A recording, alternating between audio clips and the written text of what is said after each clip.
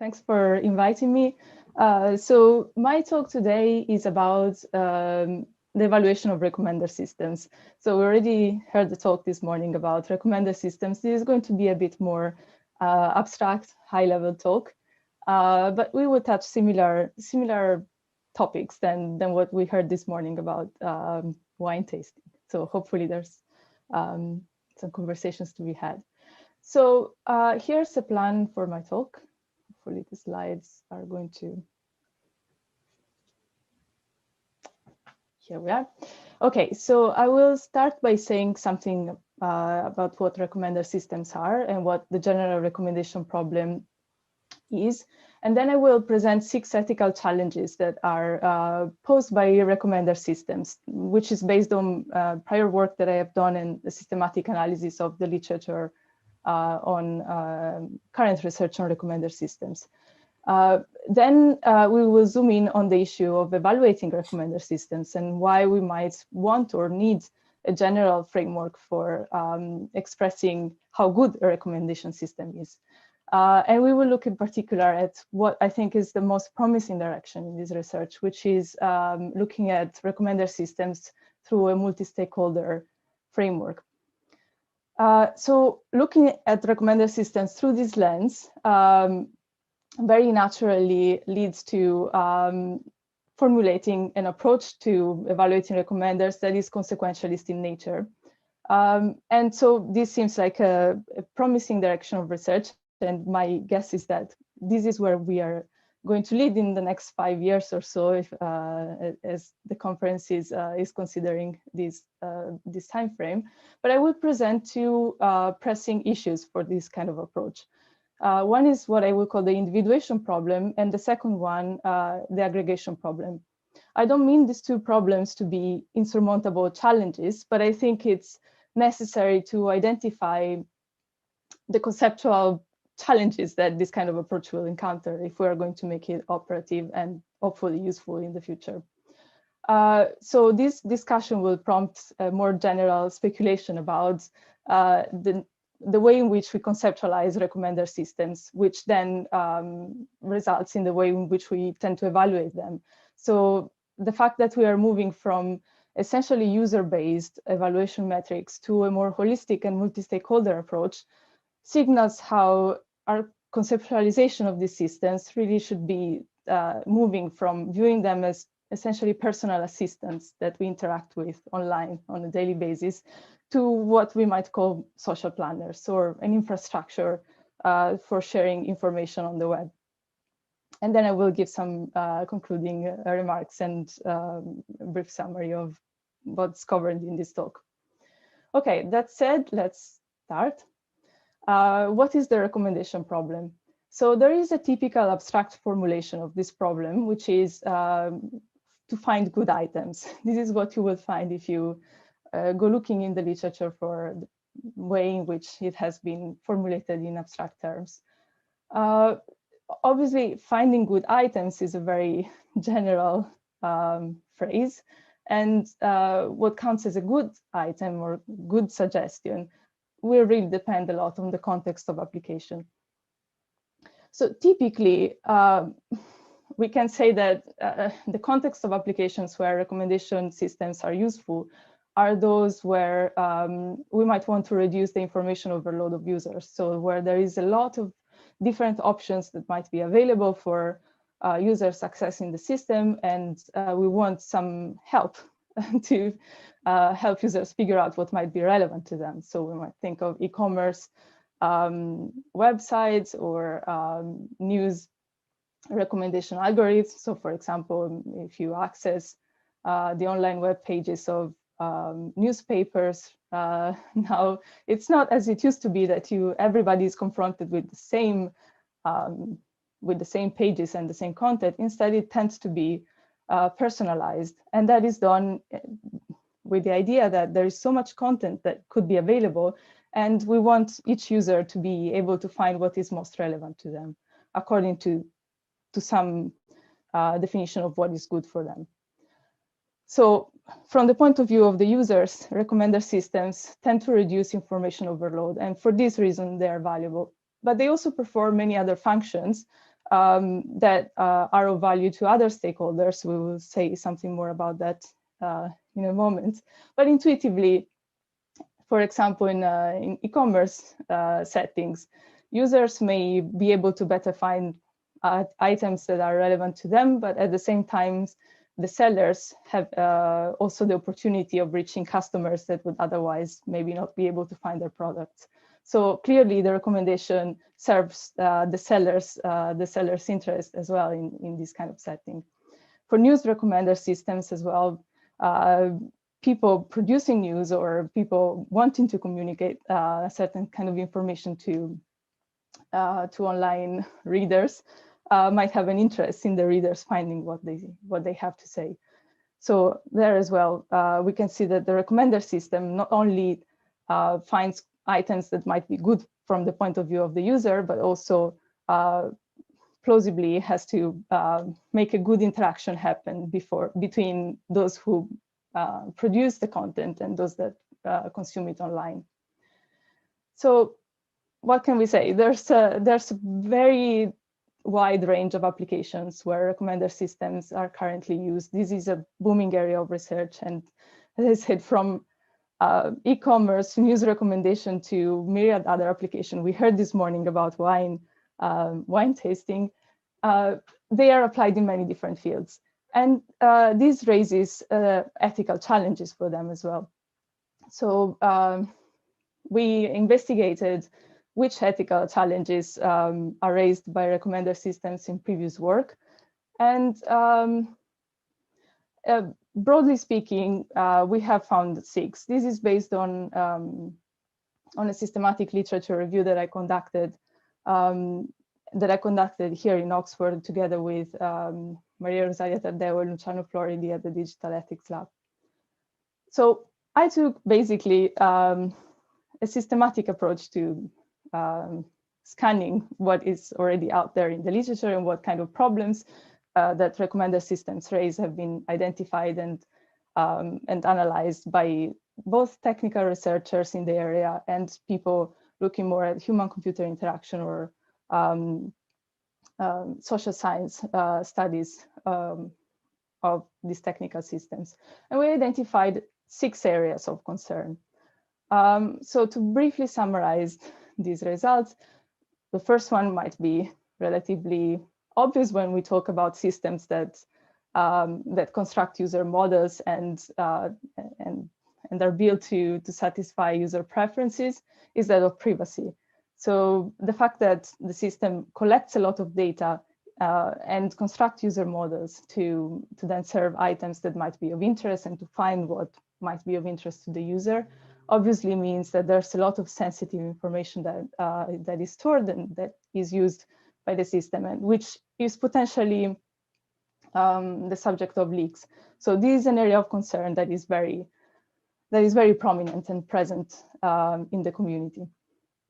But this has to do with private and personal data that the system might handle and potentially reveal in inadvertent ways. But then we have other concerns. So the second one is one of content.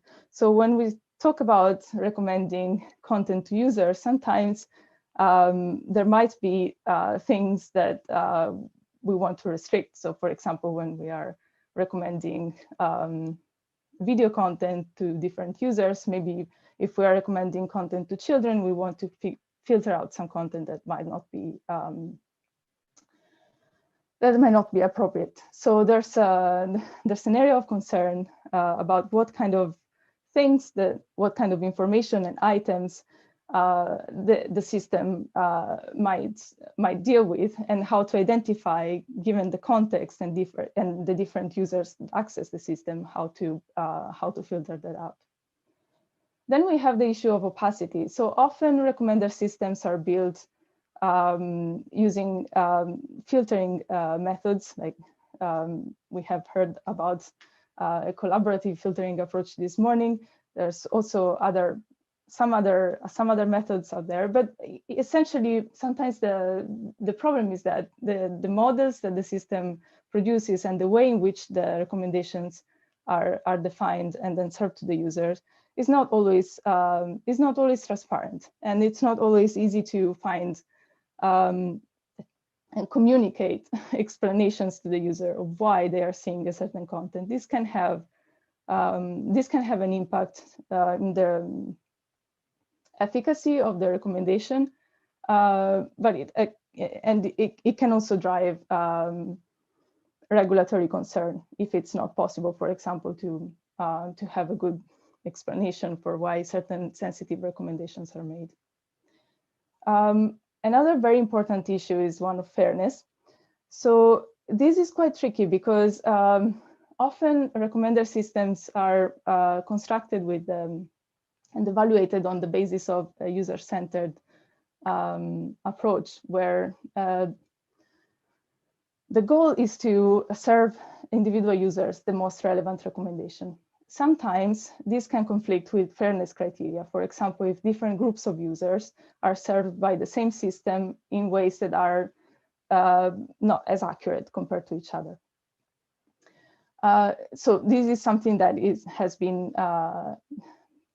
identified from the user perspective, but can also happen, and in fact is very relevant and important to center from also the perspective of those who provide the items and the options that are recommended served by the recommender. So, for example, in a case of say an e-commerce recommender, it may be the case that items produced or made available by certain groups of people are recommended at the lower frequency than items that are made available from different groups. And this might be an issue in terms of fairness, depending on the social setting. Then we have the issue of autonomy. So sometimes recommender systems have been criticized for the fact that they can encroach on user autonomy. So when you access a recommender system,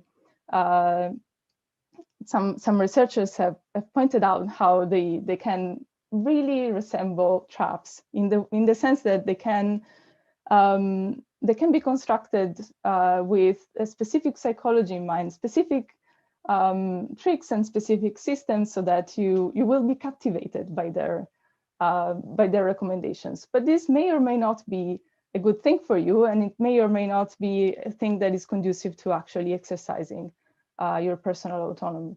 So, for example, in the case of video recommendation systems, or very prominently news recommender systems, the fact that they may influence the formation of opinion and the kind of information that you get exposed to, and that you then seek out, may be seen as an encroachment on personal autonomy.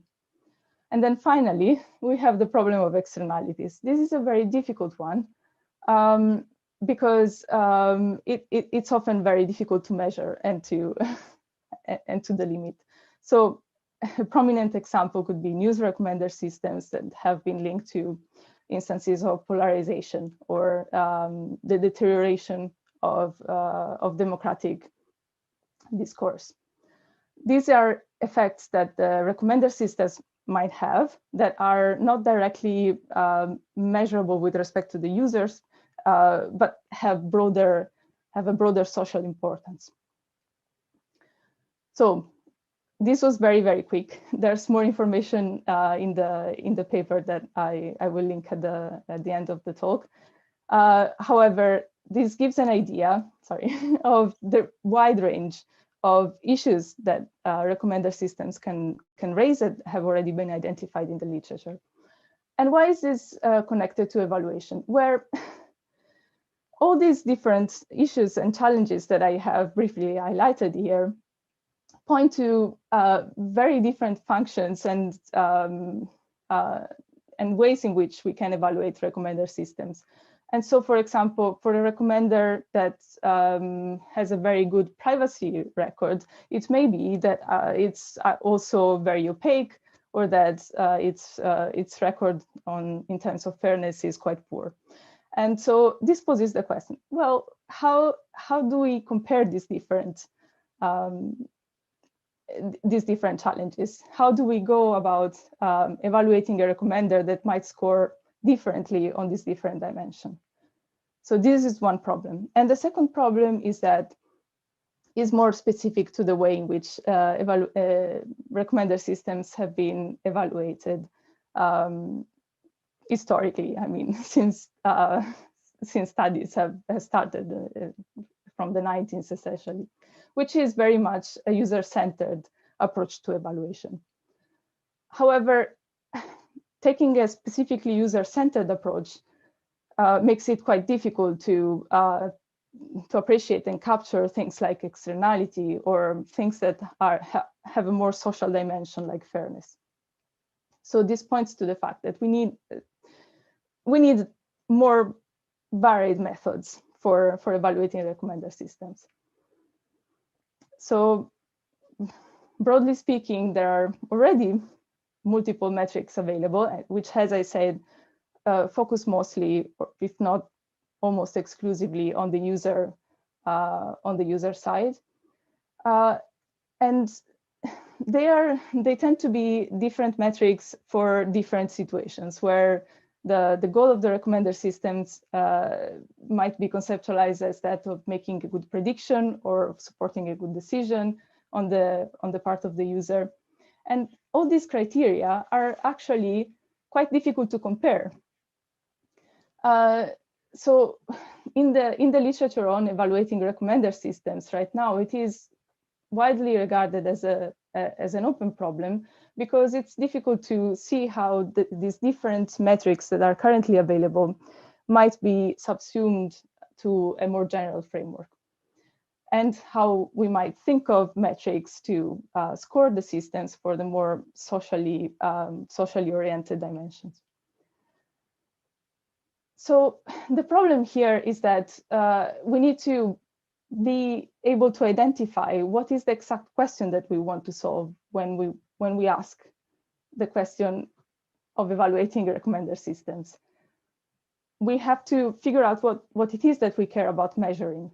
And for this reason, we need to think about what is the goal of the recommender. So how can we actually score its performance? So as I said, providing a general framework in this area is widely regarded as an open problem.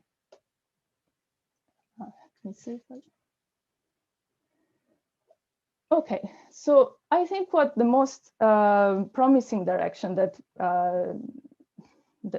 in this area recently is the proposal of a multi-stakeholder framework. Again, we have analyzed this in recent research, and the proposal is to use the perspective not just of users when we evaluate the performance of a recommender, but to aggregate this, or to make this to see this within a broader framework where not just users are considered, but also other relevant stakeholders to the recommendation. And we identified 4 broad categories. So the first one is that of users, that's an expected one. The second one is that those of providers. So these will be the parties who make the options available. So for example, in the e-commerce case, the parties that sell the items, if we are thinking of evaluating a dating platform, actually the set of users and those of providers might coincide, because the people who are looking for dates are the same people who are also potentially providing dates. Or in the case of news recommender systems, the providers might be the content creators. So users and providers are those that exchange items on the platform. But then there's a system which captures the interest of the platform itself. So the platform that makes the recommendation. So the system generates the recommendation. And this may have additional interest from those of users and providers, typically economic interest.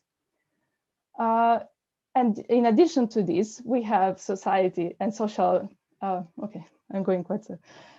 General social interest, for example, for the news recommender system, that we might want it to not induce negative social patterns. So this is a promising framework. It has been proposed in the literature, in the technical literature, and it's taking a specific direction. So what I will call a welfarist evaluation. So here I just put up one prominent place where this is proposed. In this article, the researchers explicitly make the connection between using a multi-stakeholder recommendation to being able to approach in a more efficient way some of the open problems.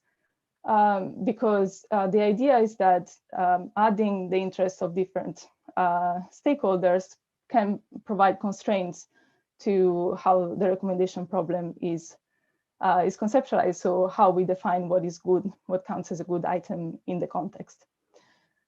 This very naturally leads to a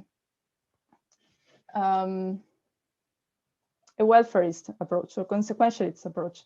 So the idea is that the interests of these multiple stakeholders are represented by their utilities. So there needs to be a way to estimate and compare their utilities. And this is where we'll go next. So the idea is to propose a consequentialist approach to their evaluation. So in this approach, the system's performance is evaluated based on the consequences that it produces.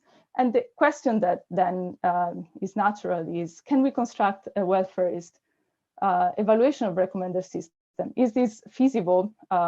Is this at all feasible and coherent? So this is what we investigated.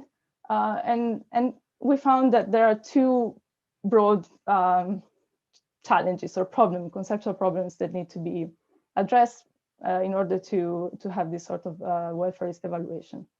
So the first one is what I call the individuation problem. This is quite difficult to treat. So the idea is that the system's ontology may not always correspond to its actual target. So for example, users may share accounts or may have multiple accounts, or in general may interact with the system in a way so that what is a user within the system does not correspond to a physical person in our world. But the problem here is that often our evaluation, like utility, is tied to persons, and so this is posing a problem for the evaluation of the system. Moreover, some of the relevant stakeholders might not be modeled explicitly by the system, and so we need a way to recover and to represent their interests, even when they do not appear within the system's ontology. And here we have another issue, that there are multiple possible choices of levels of abstraction or ways in which we can carve out the contours of the different stakeholder groups. And this makes a difference to how we then evaluate their interests. So for example, when we take a recommender system for videos, it might make a difference if we think that the users in the systems are individual persons, or if they could be groups or families or other collections of individuals. So the individuation problem points to the difficulty of mapping what is the system ontology to what is in the real world. The aggregation problem, once we have solved the individuation problem, we have to aggregate the interest of the different groups to provide a global evaluation of the system. And here we run into more familiar problems that are familiar from the literature on philosophy of economics, and particularly in welfare economics, which is, so utility levels are measured via proxies that may be highly unreliable. For example, if we measure the utility of a video recommendation by time spent watching the video, this might be quite unreliable indication of what is the actual, what is good for the user. And in addition to that, the comparison between the utility levels of different users and different categories of stakeholders on the platform is very difficult to perform. This is a classical problem in welfare economics. Third, we have a problem of a choice of proxy. Even assuming that we can solve the previous problems, what is the perspective from which we we evaluate the performance of a system. We could evaluate it from an individual, individual level perspective, where, say, the time horizon is relatively short, or we may take a more long-term approach. And so the choice of proxy, if we want to take a proxy that is more that is closer to, say, representative users versus a long-term social perspective, will give very different results. So I know that the time is short, so let me go quickly on this. Where does this lead us? So the multi-stakeholder approach, we argue, improves on previous approaches that are more user-focused, both in two main ways. So in one way, epistemologically, it gives a more accurate representation of the target phenomenon that we wish to capture. And then normatively, it allows us to account for the interests of all relevant parties that are involved in a recommendation, where instead user-centered evaluations tend to obscure the normative relevance of different stakeholders. So this is an improvement. However, I have raised two sets of problems. So should we then conclude that even if desirable, this kind of evaluation is not feasible? Well, I would answer no. So first, the problems of aggregations are familiar from the philosophy of welfare economics. So the fact that we need to be mindful of them does not indicate that the project is doomed, just that we have to be mindful of the applications of the target phenomenon.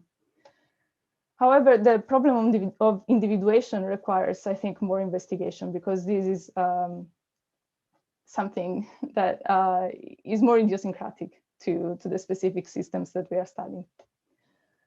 So going forward, I think that this tells us that the multi-stakeholder approach has the potential of being the mainstream approach to evaluating recommender systems. We need to develop new tools in order to deal with the individuation problem. This means that we are starting to think of recommender systems much less as personal assistants and much more as informational infrastructure. So not personal assistants anymore, but as social planners that deal with how we can share and access information. So here's a concluding slide. So I will just leave this here, and here are the references. Thank you. Thank you very much.